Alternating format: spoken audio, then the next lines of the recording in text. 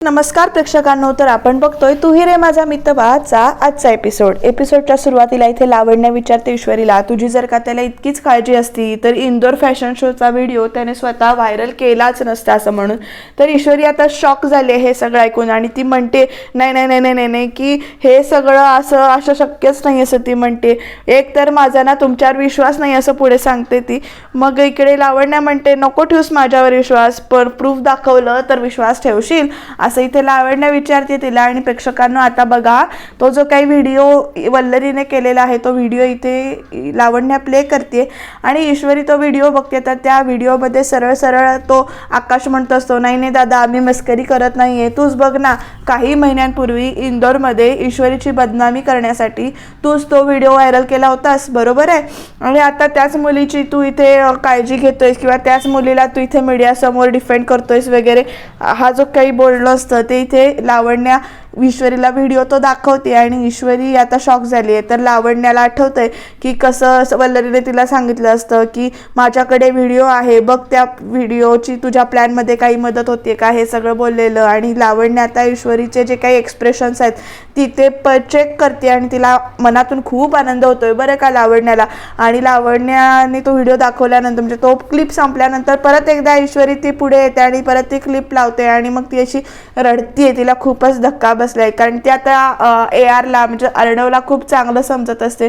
मग इकडे ईश्वरी म्हणते तो व्हिडिओ अर्णव सरांनी मुद्दामून व्हिडिओ व्हायरल केला होता माझी बदनामी करण्यासाठी असं आपल्याच विचारात आहे. तर लावण्य अशी टिचकी वाजवते त्याच्यासमोर आणि म्हणते बसला विश्वास, बसला तुझा डोक्यात थोडा तरी प्रकाश पडला का तुझ्या असं म्हणून विचारते. ती क्लिप अर्णव राजशिर्केनीच व्हायरल केली होती असं आता लावण्य परत एकदा सांगते ईश्वरीला. आणि बिचारी ईश्वरी खूपच इथे रडतीये बरं का.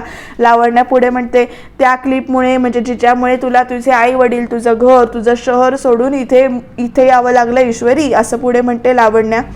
ईश्वरी रडते आणि मग त्याच्यानंतर लावण्य काय करते, ईश्वरीला ना अशी हाताला धरून ओढते आणि त्या आरशासमोर उभी करते. बघूया आता लावण्य पुढे काय काय बोलते ते. प्रेक्षकांनो भाग खूपच इंटरेस्टिंग होणार आहे त्यामुळे तुम्ही शेवटपर्यंत नक्की बघा. आणि मग आरशासमोर ते बघ ईश्वरी चेहऱ्यावर स्टुपिड लिहिलेलं दिसतंय का बघ तुझ्या असं म्हणते ईश्वरी. आणि मग त्याच्यानंतर ईश्वरीला म्हणते लावण्य आणि मग लावण्य म्हणते मला तर तसंच दिसतंय असं म्हणते. आणि तुला काय वाटलं ARने हे सगळं तुझ्यासाठी केलंय असं म्हणून विचारते. तुझी काळजी वाटते म्हणून केलंय. नाही नाही नाही नाही नाही you are making huge mistake baby असं म्हणते पुढे ईश्वरीला लावण्य. लावण्य म्हणते ARने हे सगळं तुझ्यासाठी नाही स्वतःसाठी केलं. खूप मोठा बिझनेसमन आहे तो, त्याची इमेज त्याचं गुडविल खूप मोठं आहे मार्केटमध्ये आणि ते वाचवण्यासाठी त्याने लोकांसमोर फक्त तुझी बाजू घेतली. As simple as that. 1 second let me explain असं म्हणते येता लावण्य. आणि मग काय करते बघा प्रेक्षकांनो, तिथलीच ना एक लिपस्टिक घेते उचलते आणि त्या आरशावरनं त्या लिपस्टिकने स्टूपिड असं लिहायला चालू करते. अक्षरशः स्पेलिंग पूर्ण लिहिते, एक्सक्लेमेटरी मार्क तिथे देते आणि असं एकदम की रागात ती लिहिते बरं का स्टूपिड असं. आणि ईश्वरी ती काय करते हे बघतच राहिले. आणि स्टुपिड लिहून झाल्यानंतर लावण्य पुढे काय म्हणते बघा प्रेक्षकांनो, तर ती काय म्हणते स्टुपिड तुझी बदनामी झाल्यावर त्याची सुद्धा बदनामी आपोआप होणार होती आणि ते त्याला नको होतं म्हणून त्याने हे सगळं केलं असं म्हणून ईश्वरीला लावण्य म्हणते. आणि म्हणते तुम्ही दोघे एकत्र किडनॅप झाला होता आठवतंय ना तुम्हाला, त्याची बदनामी तुझ्यापेक्षा कितीतरी मोठी झाली असती आणि म्हणून सेफली त्याने हे सगळं प्लॅन केलं असं आता लावण्याने सांगितले. ईश्वरीला धक्का बसलाय, ती रडतेच आहे कंटिन्युअसली आणि लावण्य खुश होतीये. लावण्य ईश्वरीच्या समोर येते म्हणते जर तुला हे सगळं पटत नसेल तर फक्त माझ्या एका प्रश्नाचं उत्तर द्या असं आता लावण्याने विचारले. आणि ती पुढे म्हणते जर त्याला तुझी इतकीच काळजी असती तर इंदोर फॅशन शो मधला व्हिडिओ त्याने स्वतः व्हायरल केला असता का असं आता विचारते बरं का लावण्य ईश्वरीला. आणि ईश्वरीकडे या प्रश्नाचं उत्तर नाहीये कारण ती काहीच बोलू शकत नाहीये. लावण्य म्हणते बोल कमॉन आहे उत्तर बोल ना असं म्हणते. खरं ईश्वरी काहीच बोलू शकत नाही. मग काय झालं उत्तर नाहीये तुझ्याकडे नाहीये असं म्हणून लावण्य बोलते. आणि it was not about you baby it was just about him असं सांगते इथे ती लावण्य. आणि अशी खुनशी बघतीये नजरेनं असं तिला काय आनंद होतोय. आणि ती पुढे म्हणते तुझ्या इमेजवर कितीही डाग पडले ना तरी ते चालणार आहे त्याला, पण स्वतःची इमेज मात्र परफेक्टली जपली त्याने, पाहिलंस ना तू असं म्हणून लावण्य परत विचारते इथे ईश्वरीला. ईश्वरी धक्क्यावर धक्के सहन करते आणि मग लावण्य एकदम काय करते बघा प्रेक्षकांनो, तो जो काळा रंग तिने मागवला असतो ना, तो काळा रंग ती घेते असा आणि 2 मिनिटं ईश्वरीकडे बघते. आरशात ईश्वरीचं जे काही प्रतिबिंब आहे त्या प्रतिबिंबावर ते काळा रंग तो अक्षरशः अशी ती जोरात शाई ओतते, ती फेकते काळा रंग आणि ईश्वरी प्रचंड परत रडायला लागले. कारण डायरेक्ट ती उभी आहे आणि त्याच्या जरासा बाजूला असा की नाही काळा रंग तिनं ओतलेला आहे. आणि ईश्वरीला पुढे म्हणते लावण्या, तुझ्या चेहऱ्यावर काळं फासलंय असं म्हणते इथे. आणि स्वतःच अशी खुनशी बघते परत, म्हणजे तिला काय होतंय बघा प्रेक्षकांवर. पण ईश्वरी मात्र प्रचंड इथे अशी रडतीये वगैरे. आणि आता ईश्वरी काय करेल तुम्हाला काय वाटतं? ईश्वरी कसा निर्णय घेईल? तर लावण्या परत असं ईश्वरीकडे अशी बघायला लागले आणि मग पुढे ईश्वरी रडते ते बघून तिला आनंदच होतोय. लावण्या स्वतःच कौतुक करत म्हणते ते, यू आर जस्ट अमेझिंग लावण्या, मस्त गेम खेळलीस, आता ही मुलगी ARच्या जवळ जाणार नाही. वाव, असं स्वतःच कौतुक करते. आणि आता बघू लावण्याचा हा प्लॅन सक्सेसफुल होतोय का? तुम्हाला काय वाटतं, लावण्याचा हा प्लॅन सक्सेसफुल होईल का? ते कमेंटमध्ये नक्की सांगा. ईश्वरी तर अशी प्रचंड रडतीये, बघूया आता ईश्वरी पण काय करते. तर प्रेक्षकांनो, इकडे अंजली आणि आजी गप्पा मारत चहा पितायत. तर इथे अंजली म्हणते, तू काही पण म्हण आजी, मला आता खात्री पटायला लागली की चिंटूच्या मनात ईश्वरीबद्दल काहीतरी फिलिंग्स आहेतच. आजी पण त्या गोष्टीला दुजोरा देते आणि म्हणते नक्कीच आहेत, कारण नाही तर आपला चिंटू अशी 4 लोकांच्या समोर एखाद्या मुलीची बाजू घेऊन भांडणार त्यांच्याशी, शक्यच नाही असं म्हणते इथे. एरवी मुलींसमोर धुंकूनही न बघणारा चिंटू ईश्वरीसाठी किती बोलला त्या दिवशी की मी तर अगदी थक्क झाले होते. तर अंजली म्हणते तरीही तो मान्य करायला तयारच नाही आहे. तर आजी म्हणते नको उदे तयार, तर आपल्याला समजायचं ते समजले ना. आणि तो बोलत नसला ना तरी ते लपवताही येत नाही, त्याला दिसते की त्याच्या डोळ्यात असं म्हणतात. तर अंजली म्हणते तरी तुला सांगू, माझ्याशी बोलताना ना तो नजर चोरतोय असंच वाटत होतं मला. आणि मी सुद्धा इनडायरेक्टली एवढं विचारायचा प्रयत्न केला, पण नाही म्हणजे नाहीच, कबूल केलंच नाही त्याने. तर आजी म्हणतात आज ना उद्या हेही कबूल करेल. पण मग अंजली म्हणते पण काय? तर आजी म्हणतात पण त्याच्या बाबतीत जे काही घडलंय ना त्यामुळे त्याचं आयुष्य फार बदलून गेलंय. त्या धक्क्यातून ना तो कधीच सावरला नाहीये, त्यामुळे मनात येणाऱ्या सगळ्या भावना फक्त आणि फक्त नाकारतोय तो असं म्हणतं. त्यामुळे आता आपण कुठलाही धोका पत्करायचा नाहीये, ताक सुद्धा ना अगदी फुंकून प्यायचंय. तर अंजली पण म्हणते ते तर आहेच आजी. तर लगेच आजी म्हणतात कारण चुकीचा जोडीदार एखाद्याचं आयुष्य कसं उद्ध्वस्त करू शकतो हे मी तुमच्या आईच्या बाबतीत मी पाहिलंय ग मी, असं म्हणून आता आजी इमोशनल झाल्यात. तर अंजली म्हणते आजी तू अजिबात काळजी करू नकोस आजी, आपण ईश्वरीची जन्मवेळ आणि जन्मतारीख दिली आहे की नाही गुरुजींना, तर त्यांना सांगितलंय ना पत्रिका बनवायला, तर आपण दोघांची पत्रिका बघून खात्री करून घेऊ, म्हणजे तुझ्या मनात कुठलीच शंका राहणार नाही असं आता पुढे अंजली धीर देते. आणि आई अंबाबाई आता म्हणजे तुझ्याच हातात आहे सगळं, माझ्या आर्णवचा सुखाचा संसार झालेला पाहायचा मला, असं आजी प्रार्थना करतात. आणि म्हणतात आणि हे काम फक्त ईश्वरी करू शकते. तर ईश्वरीला अजून आठवते ऑफिसमध्ये, जर त्याला तुझी इतकीच काळजी असेल तर इंदोर फॅशनचा व्हिडिओ त्याने स्वतः व्हायरल केला असता का, आणि त्या व्हिडिओच्या नंतर जे काही घडलेलं ते सगळं तिला आठवतंय. आर्णव राजेश शिर्के यांच्या गळ्यात येऊन पडलेल्या ह्या मुलीला पहा असं म्हणून ती रिपोर्टर कशी बोलत असते. आणि मग त्याच्यानंतर इथे बाजारात असेल किंवा चालता बोलता तिची छेड काढलेली असेल, हे सगळं तिला आठवतंय. आणि ती त्याच धक्क्यामध्ये अशी पुढे चालते, कारण तिथे तिला त्यावेळेला काय बोलायला लागलं होतं, कारण आमच्यासारखे म्हणजे साधे भोळे चालतात का बिग शॉटच लागतात असे गुंडांनी काढलेली तिची छेड असेल, हे सगळे प्रसंग तिला आठवत आहेत. आणि आईला घेऊन म्हणजे आईला घेऊन जात असताना तिची ओढणी वगैरे कशी धरली होती पाटणं, किंवा आईला पण त्रास दिला होता. आणि मग आईने जे काही झालंय ते कसं म्हणजे आज जे काही झाले ते मी कधीच विसरणार नाही. आपल्याकडे खूप काही पैसे नसतील पण खूप मेहनतीने तुझ्या बाबांनी समाजात मान मिळवला होता आणि आज केवळ तुझ्यामुळे त्यांना मान खाली घालायला लागले वगैरे असं तिला जे काही ऐकलं असतं. आणि याच गोष्टीचा मला त्रास होतो इशू, असं आईने तिला म्हटलेलं असतं. आणि मग पुढे इशूच्या बाबतीत एक निर्णय घेतलाय, तर कसला निर्णय सुप्रिया बाबांनी विचारलेला, तर आई पुढे सांगतात ईश्वरी जयू बरोबर मुंबईला जाईल. ह्या सगळ्या ज्या काही घटना घडलेल्या आहेत तिच्या बाबतीमध्ये त्या आठवत आहेत तिला. लावण्या परत म्हटलेलं आठवतंय, तुझ्या चेहऱ्यावर काळं फासले त्याने, हे लावण्याने म्हटलेलं हे सगळं ईश्वरीला इथे आठवतंय. आता ईश्वरी म्हणजे रागात पण आहे, ती अशी स्वतःची इमोशन्स नीट म्हणजे काय एक्सप्रेसच करू शकत नाही, पण ती काय करते बघा प्रेक्षकांनो, आपले डोळे पुसते आणि तडा उठून की नाही चला चालत आता बाहेर येते. बघूया आता बाहेर येऊन काय करते. तर अर्णव इथे बाहेर कुणाशी तरी फोनवर बोलतोय, त्यामुळे ईश्वरी तिथे आली आहे. अर्णवला तिथे फोनवर बोलताना बघून ईश्वरीचा पारा असा अक्षरशः चढलेला आहे आणि ईश्वरी तळा पुढे येते आणि मग मला तुमच्याशी बोलायचं आहे असं अर्णवला सांगते. तर अर्णव फोन बाजूला करतो आणि म्हणतो मला तुझ्याशी काहीही बोलायचं नाहीये, तुझ्याशी बोलायला वेळ नाही माझ्याकडे असं अर्णव तिला म्हणतो आणि परत फोनवर बोलतो. तर ईश्वरीना त्याचा फोनवरचा जो काही हात आहे तो असा ढकलते आणि नेमका अर्णवचा फोन खाली पडतो.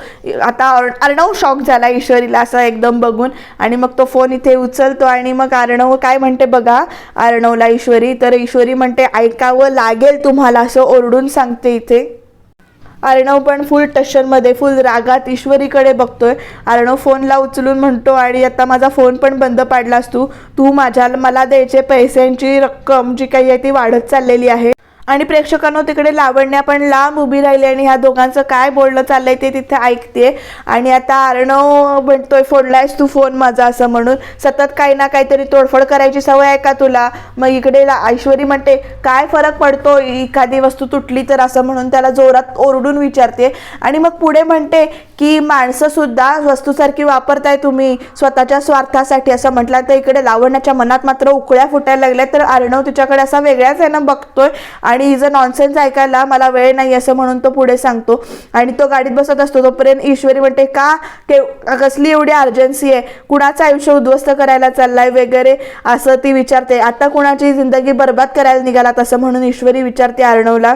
आणि अक्षरशः त्या अर्णवला ना अशी धक्का मारून अशी मागं करते आणि मग म्हणते बोला ना बोला असं म्हणते. आणि त्या दिवशी सगळ्या लोकांसमोर तुम्ही माझी जेव्हा बाजू घेतलीत, माझ्यावर खेचलेला दगड म्हणजे फेकलेला दगड स्वतः तुम्ही झेललात, तेव्हा वाटलं होतं की हा माणूस चांगला आहे कुठेतरी, कसाही असला, कितीही रागीट असला, कितीही रागीट दिसत असला तरी इन्सानियत आहे ह्याच्यात असं वाटत होतं मला तेव्हा. पण नाही मी चुकले, इन्सान काय सैतानाचा अवतार आहात तुम्ही, सैतान असं म्हणून ओरडून आता बोलते. आणि हे बोलणं ऐकून आता लावण्या शॉक झाले बरं का. आणि तिला जसं हवं होतं तसंच आता लावण्याला हवं होतं तसं ईश्वरी बोलते किंवा वागते बघून लावण्या मनातच इथे खुश झाली. पण ईश्वरी मात्र भरपूर चिडलेली आहे आता. आणि मग ती पुढे म्हणते माझ्या जिंदगीतले विलन आहात तुम्ही, विलन असं म्हणून ओरडून इथे अर्णवला म्हणते. ईश्वरी पुढे सांगते इंदोरमध्ये सुखाने राहत होते मी माझ्या आईबाबांबरोबर, पण एका दिवसात माझी जिंदगी बदलली फक्त तुमच्यामुळे असं आता ती बोट दाखवून वगैरे म्हणते. अर्णव राजे सिर्के तो टॉप बिझनेसमॅनच्या यादीत तुमचं पहिलं नाव असेल, पण वाईट माणसांच्या यादीत सुद्धा तुमचं नाव पहिलं येत असेल याची मला खात्री आहे असं म्हणून सांगते. आता लावण्याला उकळ्या अजूनही फुटतायत कारण बाई ती म्हणते एवढं बोलेल असं तिला वाटलं नव्हतं, पण बोलतीये ईश्वरी. आणि पुढे काय म्हणते बघा. आणि अर्णव तिला म्हणतो डोंट रिग्रेट फॉर दिस असं म्हणून. मग ईश्वरी म्हणते कुणाला धमक्या देताय मला, अहो अजून काय वाईट व्हायचंय माझ्या जिंदगीमध्ये की आता मी तुम्हाला घाबरू असं. आणि पुढे ईश्वरी विचारते आणि मग म्हणते मला सगळं कळलंय असं म्हणून. इंदोर फॅशन शोचा व्हिडिओ तुम्ही व्हायरल केला होता असं म्हणून आता. तर अर्णव ह्या सगळ्या प्रकाराकडे काहीच बोलत नाहीये, तो फक्त ऐकून घेतोय बरं का. आणि आता इकडे लावण्या हसतीये आणि पुढे मग ईश्वरी म्हणते तो व्हिडिओ व्हायरल झाल्यानंतर ज्या नजरेने लोक माझ्याकडे बघत होते ना ते तुम्हाला नाही माहिती, तुमच्यासाठी ते फक्त एका क्लिपचं काम होतं किंवा एका क्लिकचं काम होतं, पण माझी जिंदगी एका दिवसात बदलून गेली त्याच्यामुळे. तो व्हिडिओ व्हायरल व्हायच्या आधी मी देसायांची इशू होते आणि पण इंदोरमधल्या प्रत्येक मोबाईलवर तो व्हिडिओ तुम्ही पोचवलात असं म्हणून इथे ईश्वरी म्हणते. आणि मग त्यानंतर मी कुणाची जाने मन, कुणाची छमी आग नाही तर कुणाची डार्लिंग झाले असं म्हणून ईश्वरी आता चिडून बोलते. रस्त्यावरून जाताना लोक जेव्हा आपल्याकडे बघून हसतात, शिट्ट्या वाजवतात, आपल्याकडे एखादी वस्तू म्हणून बघतात ना त्यावेळेला काय वाटतं हे माहिती आहे तरी का तुम्हाला असं विचारते पुढे ईश्वरी. आणि मग म्हणते आपल्याबरोबर चालणाऱ्या आईकडे पण जेव्हा लोक घाणेरड्या नजरेने बघतात ना तेव्हा आतमध्ये काय होतं याचा अंदाज तरी आहे का असं म्हणून ती ईश्वरी विचारते. आणि मग पुढे म्हणते स्वतःच नसेलच तुम्हाला अंदाज असताना तर तो व्हिडिओ तुम्ही व्हायरल केला नसतात असं पुढे म्हणते. आणि आता अर्णव मान खाली घालून उभा आहे बरं का म्हणजे तिरकी करून. तर लावण्या तिकडे असा आवाज करत तिकडनं ऐकते या दोघांचं बोलणं आणि मनातल्या मनात खुश होते परत. तर ईश्वरी म्हणते पुढे, तो व्हिडिओ व्हायरल झाल्यानंतर माझ्या आईबाबांना काय काय ऐकावं लागलंय, ते जर तुम्हाला ऐकावं लागलं असतं ना तर तुम्हाला वेड लागलं असतं. पुढे म्हणते, दुकानात काम करणारे प्रामाणिकपणे माझे बाबा, माझी साधी भोळी आई, माझी ताई, या सगळ्यांनी जिवंतपणे नरक भोगताय अर्णव राजशिर्के तुमच्यामुळे, असं म्हणून पुढे म्हणते ती असं चिडून बोलते, तुमच्यामुळे आम्हाला नरक यातना भोगाव्या लागल्या होत्या त्यावेळेला. आणि आता अर्णव पुढे काय बोलणार प्रेक्षकांनो, तुम्हाला काय वाटतंय, तो बोलेल का? आणि मग त्याच्यानंतर इथे ईश्वरी पुढे म्हणते, माझी इतकी बदनामी झाली की मला सगळं सोडून इथे यावं लागलं, माझी चूक नसताना एखाद्या चोरासारखं मला तिकडनं पळून इकडे यावं लागलं, असं म्हणते. आणि मग पुढे म्हणते, आधी स्वतःच्या बिझनेससाठी एका मुलीच्या जिंदगीशी तुम्ही खेळलात आणि आता त्याच मुलीच्या बाजूने उभं राहण्याची नाटकं केली तुम्ही, कारण तुम्हाला तुमची इमेज जपायची होती. काय करणार आहात अशी इमेज जपून, काय मिळवणार आहात, जास्तीचा पैसा ना, तर असा पैसा कामाचा की जो लोकांची जिंदगी बर्बाद करून मिळेल, असं त्यातही ईश्वरी म्हणते. आणि मग पुढे म्हणते, अर्णव राजशिर्के मला ना रोज प्रश्न पडायचा की मी अशी काय पापं केलीत म्हणून मला ही शिक्षा मिळाली, पण मला माहिती नव्हतं की माझं उत्तर माझ्या समोर होतं तुमच्या रूपामध्ये. ईश्वरीचं हे सगळं बोलणं ऐकून लावण्याला अगो बाई बाई बाई असं वाटते इथे आणि एकदम अशी ती हसतीये. तर पुढे ईश्वरी कशी म्हणते की मी तुम्हाला चांगलं समजायला लागलं होते, पण बरं झालं गणू बाप्पाने माझे डोळे उघडले. मी जर तुम्हाला देवांच्या यादीत ठेवलं असतं ना किंवा देवांच्या यादीमध्ये ठेवलं असतं ना तर देवसुद्धा रागवलं असतात माझ्यावर, असं पुढे म्हणते. मला माहिती आहे आता तुम्ही काहीच बोलणार नाही कारण तुमच्याकडे बोलण्यासारखं काही नाहीच आहे, असं आणि पुढे म्हणते ईश्वरी अर्णवला. तर अर्णव तुम्ही माझे गुन्हेगार आहात असं म्हणून ईश्वरीने सांगितलंय आणि शेवटी गुन्हेगाराकडे बोलायला काहीच नसतं असं म्हणून ईश्वरी म्हणते बरं का अर्णवला गिल्ट वाटतंय असं त्याच्या चेहऱ्यावरून वाटतंय प्रेक्षकांनो. पण जेव्हा अर्णव बोलतो त्यावेळेला आपल्याला असं अर्णवला अजून दोन माराव्याशा वाटतात बरं का. ईश्वरी निघून जात असते तोपर्यंत इकडे अर्णव वेट म्हणतो आणि मग ईश्वरी इथे बाजूला येऊन म्हणते आता सॉरी वगैरे. तर अर्णव म्हणतो वेट पूर्ण ऐकून घे आधी माझं, मी तुला सॉरी म्हणत नाही आहे असं म्हणून तो सांगतो आणि म्हणते तू हे जे काही म्हणालीस ना ते सगळं मी केलंय असं म्हणून तो पुढे कबूल करतो बरं का. तो की तुझे आता जे काही इंदोर फॅशन शोचं म्हणाले ते सगळं मी केलं हे कबूल करतो, ईच अँड एव्हरीथिंग मी केले असं आता अर्णव कबूल करतो. आणि तो म्हणतो मी जे करतो ना त्याची रिस्पॉन्सिबिलिटी घ्यायला मला आवडतं असं आणि पुढे म्हणतो. सो तुझ्या मनात जर माझ्याबद्दल इतका राग असेल, तुला मी वाईट वाटत असेल, तुझं आयुष्य बर्बाद केलं असं वाटत असेल, तुझा गुन्हेगार तुझं विलन वाटत असेल ऑल दॅट, तर तू इथे नोकरी का करतेस असा प्रश्न आता अर्णवने विचारला ईश्वरीला. आणि मग पुढे म्हणतो का सात्विक एंटरप्राइजची सॅलरी हवी आहे तुला असं आणि विचारतो बरं का वर तोंड करून. इथे आता ईश्वरीकडे बोलायला काही नाही आहे. तर अर्णव पुढे म्हणतो तुझ्या मनात माझ्याबद्दल इतका राग आहे तर मग रिझाईन कर असं म्हणून सांगतो तो पुढे. आणि मग पुढे म्हणतो तुझा हा जो काही राग जी काही भडास आहे ती फक्त 5 शब्दात तुला काढायचे, इतके शब्द बोलण्यापेक्षा I resign with immediate effect असं म्हण. 5 शब्दात तुझा राग ना सगळा एक्सप्रेस होईल, जास्त बोलायची गरज नाही. Is that simple. आणि लावण्याला प्रेक्षकांना तेच हवं असतं. शेवटी अर्णव काय करतो, गॉगल वगैरे स्टाईलमध्ये लावतो, गाडीत बसतो आणि निघून जातो. तर प्रेक्षकांना तुम्हाला काय वाटतं, ईश्वरी खरंच हा जॉब रिझाईन करेल की आणि तिच्या डोक्यात काय नवीन आयडिया येईल आणि अर्णवला ती सरळ करायचा संधी शोधेल. बघूया पुढे काय काय होणार आहे ते. तर प्रेक्षकांना लावण्या तिकडे उभी राहून तिला हवं तसं घडल्यामुळे इथे स्वतःवरच खुश झाले. ईश्वरी मात्र अर्णवच्या ह्या वाक्यामुळे इथे शॉकच झालेली आहे. त्या लावण्यात तिच्या स्टाईलमध्ये चालत अशी पुढे येते, अगदी शायनिंग मारत बरं का प्रेक्षकांनो, खिशाबिशामध्ये हात घालत. आणि आता लावण्या ईश्वरी जवळ येऊन पुढे काय म्हणते बघा. लावण्या म्हणते पाहिलंस त्याने स्वतः सगळं एक्सेप्ट केलं तुझ्यासमोर, तो सॉरी कधीच बोलत नाही आणि तुझ्यासारख्या मिडल क्लास मुलीला तर अजिबात नाही असं म्हणून लावण्या पुढे म्हणते फॉरगेट दॅट असं म्हणते की अपेक्षाच ठेवू नकोस तू त्याचे. आणि मग त्याच्यानंतर तुझं लाईफ अप्स अँड डाऊन करून टाकलेला या माणसाकडे अजूनही नोकरी करणार आहेस तू असं लावण्या परत विचारते ईश्वरीला. आणि मग पुढे म्हणते come on baby come on have some self respect असं म्हणते इथे. आणि मग ते थोडा जरी तुझ्याकडे सेल्फ रिस्पेक्ट बाकी असेल ना तुझ्यामध्ये तर तू सोडून टाक ही नोकरी असं म्हणून सांगते आता लावण्या सुद्धा. आणि तू परत तुझ्या गावी म्हणजेच इंदोरला निघून जा असं आता लावण्याने सांगितलं ईश्वरीला. आणि हे सांगून झाल्यानंतर that is good for you असं म्हणून सांगते, गेटिंग इट असं, आणि विचारते बरं का पुढे लावण्य आता काय तुम्हाला काय वाटतं प्रेक्षकांनो काय होईल. आणि हे सगळं बोलून झाल्यानंतर ती जशी स्टाईलमध्ये आली होती तशी केस उडवत इथे परत निघून जाते. आणि ईश्वरी परत इथे रडायला लागले. नेमकं काय करायचं हे तिला कळत नाहीये.